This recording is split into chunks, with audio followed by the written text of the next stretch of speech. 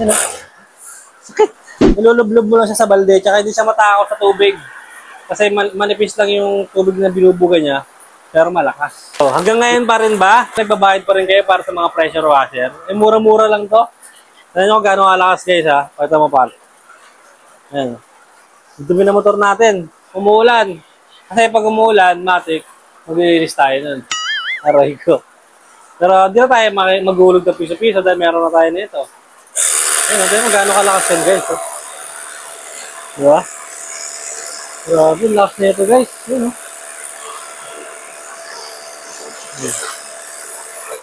May kasama na siyang isang battery. Depende na sa'yo. Pwede kang bumili ng isang battery. Pwede rin yung dalawa. May kasama na rin siyang charger. Ang maganda rito, nilulublob mo lang siya sa balde. Tsaka hindi siya matakot sa tubig. Kasi manipis lang yung tubig na binubuga niya.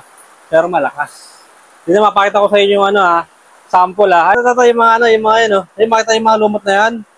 Tanggalin natin yan guys. Tanggal. Diba? Lakas. Ayan o. Malinis na. Ayan o. Lakas no. Ayan o. Yung mga green-green na yan.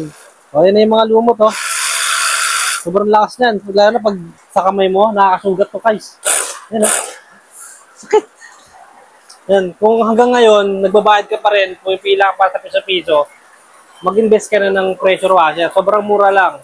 Ilalagay ko na lang yan dyan sa yellow basket. Sige na, maglilinis muna kami guys. Go.